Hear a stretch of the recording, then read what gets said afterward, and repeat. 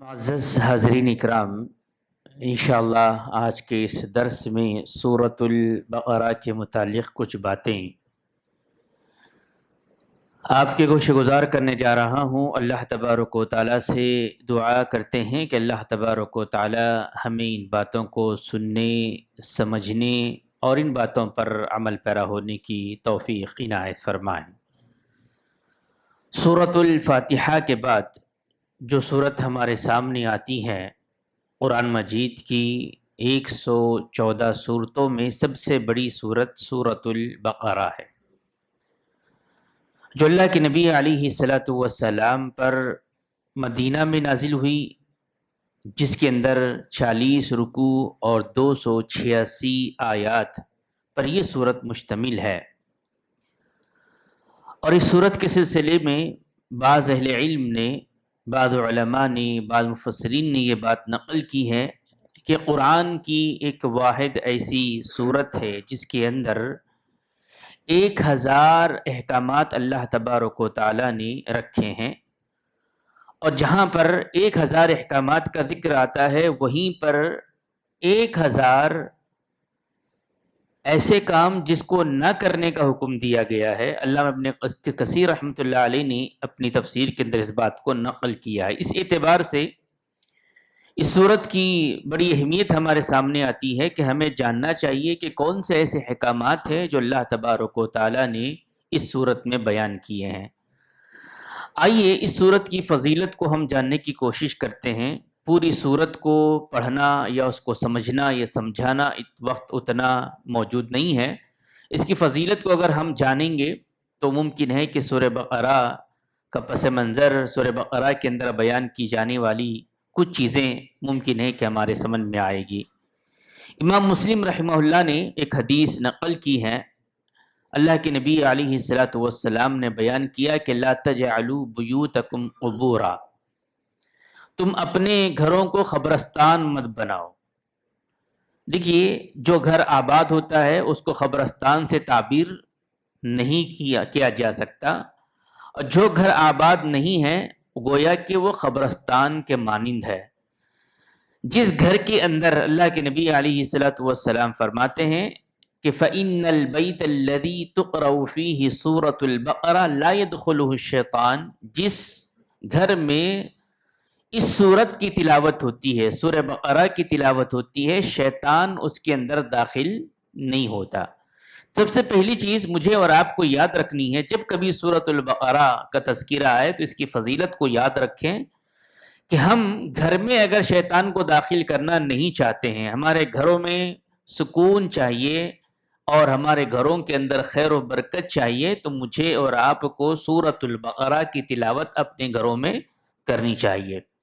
عام طور پر ہمارے ماحول معاشرے میں ہم دیکھتے ہیں کہ جب کوئی انسان گھر بناتا ہے یا تجارت کی ابتدا کرتا ہے یا دکان کی ابتدا کرتا ہے تو خیر و برکت کے لیے بہت سارے کام کرتا ہے۔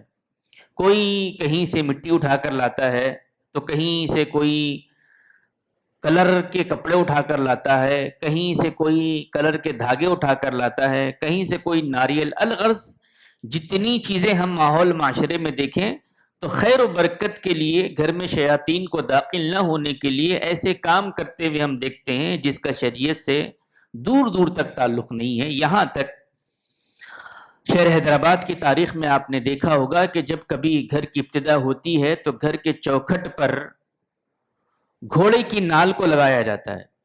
جو بزرگ حضرات ہیں، جو یہاں کی تہذیب سے واقف ہے، وہ جانتے ہیں کہ گھوڑے کے جو پیروں کے نیچے لوہے کا جو حصہ لگایا جاتا ہے تاکہ اس کے پیر محفوظ رہیں، اس کے نال کو لگایا جاتا ہے۔ اور بازار میں ایسے لکڑیاں بھی میسر ہے جس کے اندر کانٹے ہوتی ہے، وہ کانٹوں کی لکڑیاں لگا کر یہ تصور کرتے ہیں اس کے لگانے سے شیطان داخل نہیں ہوتا۔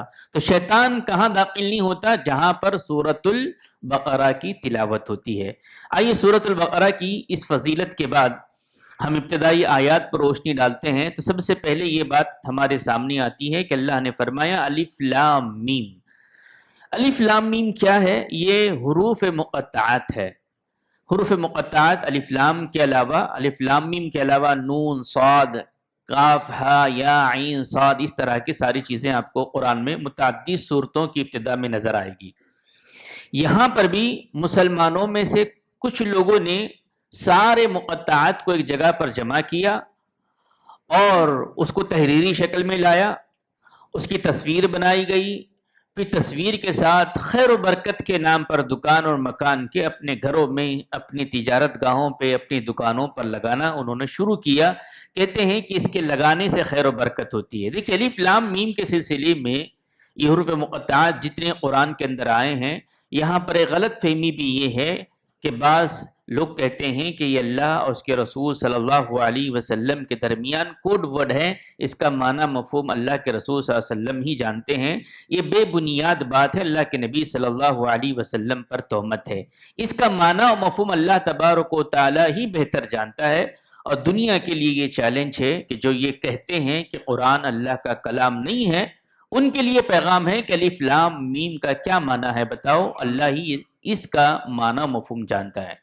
اس کے بعد آگے بڑھتے ہیں تو ابتدائی آیات میں ایک مومن کیسے ہوتا ہے یہ بیان کیا گیا ہے۔ اس کی بعد والی آیتوں میں کافر کا ذکر ہے، اور اس کی بالکل بعد والی 15 آیتوں کا مطالعہ کرتے ہیں تو منافقین کا ذکر ہمیں ملتا ہے۔ آج کے اس درس میں ہم ایمان والوں کا تذکرہ دیکھتے ہیں کہ ایمان والوں کے سلسلے میں کیا بات بیان کی گئی ہے۔ تو ذالک الکتاب لا ریب فیہ، اس کے اندر شک نہیں ہے، جو شک کرتا ہے وہ اس کتاب پر ایمان نہیں رکھتا ہے۔ اس کے بعد اللہ نے فرمایا ھدی للمتقین، یہ تقوی اختیار کرنے والوں کے لیے ہے۔ قرآن نے اور ایک جگہ پر یہ بات بیان کی ھدی للناس، لوگوں کے لیے ہدایت ہے، لوگوں کے لیے ہدایت ہے، اور تقوی اختیار کرنے والوں کے لیے ہدایت ہے۔ مفسرین بیان کرتے ہیں کہ لوگوں میں سے جو اللہ سے ڈرنے والا ہے، جو اللہ سے ڈرنے والا ہے، روز قیامت پر ایمان رکھنے والا ہے، یقیناً اس کے لیے یہ کتاب ہدایت کا سرچشمہ ہے۔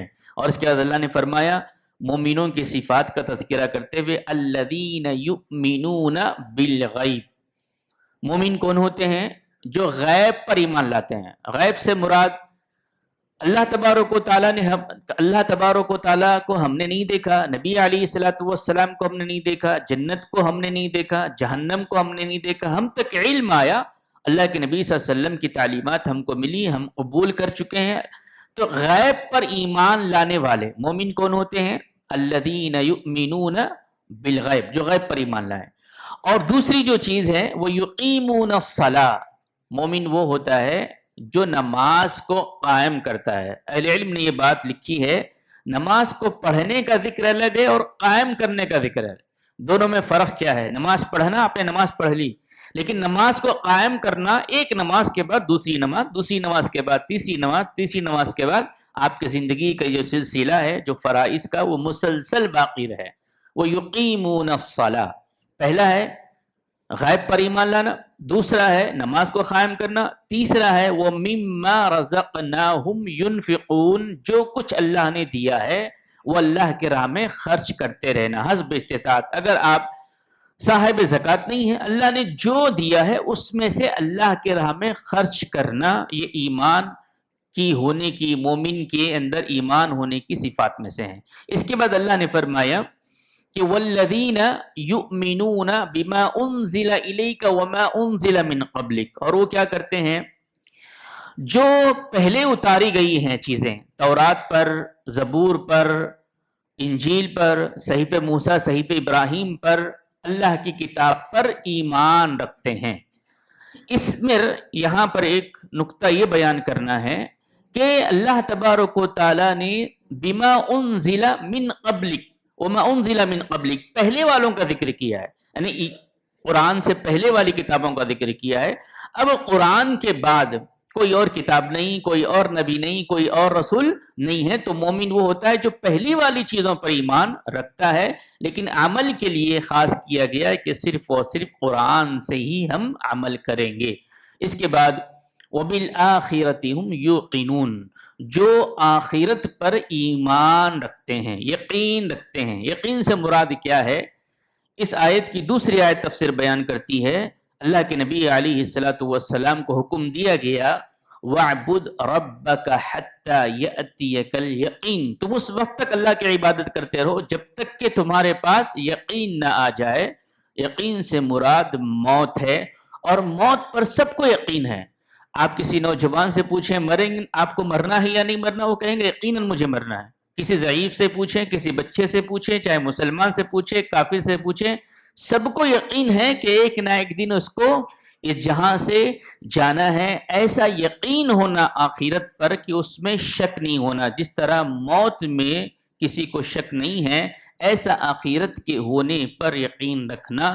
جب مومن آخرت پر ایمان رکھتا ہے تو اس کی زندگی صبح ہو یا شام ہو بدلتی ہوئی نظر آتی ہے۔ وہ کبھی کسی بھی طرح کے غلط معاملات کے اندر، غلط رویوں کے اندر، غلط اخلاق کے اندر داخل نہیں ہو سکتا، کیونکہ اسے اس بات کا علم ہے کہ آخرت ہونے والی ہے، اور آخرت میں میرے ہر عمل کا بدلہ مجھے دیا جائے گا۔ فَمَن يَعْمَلْ مِثْقَالَ ذَرَّةٍ خَيْرًا يَرَهُ وَمَن يَعْمَلْ مِثْقَالَ ذَرَّةٍ شَرًّا يَرَهُ۔ اس کے ذہن میں ہمیشہ یہ بات رہے گی کہ اس کے بعد ایک زندگی ہے جو دائمی زندگی ہے، جہاں پر جنت ہے یا پھر جہنم ہے۔ وہ آخرت پر ایمان رکھتے ہیں۔ اللہ نے اس کے بعد ایسے لوگوں کے سلسلے میں یہ بات بیان کی کہ اولئک علی ھدی من ربہم واولئک ھم المفلحون۔ یہی وہ لوگ ہیں جو اپنے رب کی سیدھی راہ پر ہیں، اور یہی وہ لوگ ہیں جو کامیاب ہونے والے ہیں۔ دیکھیں سورۃ الفاتحہ کے اندر ہم نے اللہ سے دعا کی اہدنا الصراط المستقیم، اللہ تو ہمیں سیدھا راستہ چلا جن پر تو نے انعام کیا۔ اس کے بعد والی سورت کے اندر اللہ نے بتایا سیدھا راستہ کیا ہے، یؤمنون بالغیب، غیب پر ایمان رکھنا، یقیمون الصلاۃ، نماز کو قائم کرنا، ومما رزقناہم ينفقون، اللہ کے راہ میں خرچ کرتے رہنا، جو اللہ نے کتابیں اتاری ہے اس پر ایمان رکھنا، اور آخرت پر ایمان رکھنا۔ اس طرح جو زندگی گزارے گا یقیناً وہ اللہ کی ہدایت پر ہے، اللہ کے سیدھے راستے پر ہے، اور یہی لوگ کامیاب ہونے والے ہیں۔ تو یہ مختصر سی باتیں سورۃ البقرہ کی ابتدائی آیات سے ہمارے علم میں آئی۔ اللہ سے ہم دعا کرتے ہیں اللہ تبارک و تعالی ہمیں قرآن کو سمجھنے اور اس پر عمل پیرا ہونے کی توفیق عنایت فرمائے۔ اللہ تبارک و تعالی سورۃ البقرہ کی فضیلت کو جیسے ہم نے جانا ہے، اس کی تلاوت اپنے گھروں میں ہمیں کرنے کی توفیق عنایت فرمائے۔ اللہ جب تک رکھے دار فانی میں ہمیں ایمان اور اسلام کی حالت میں رکھے، جو ہمارا خاتمہ ہو تو خاتمہ بالخیر کرے۔ آمین ثم آمین۔ وآخر دعوانا ان الحمد للہ رب العالمین، والسلام علیکم ورحمۃ اللہ وبرکاتہ۔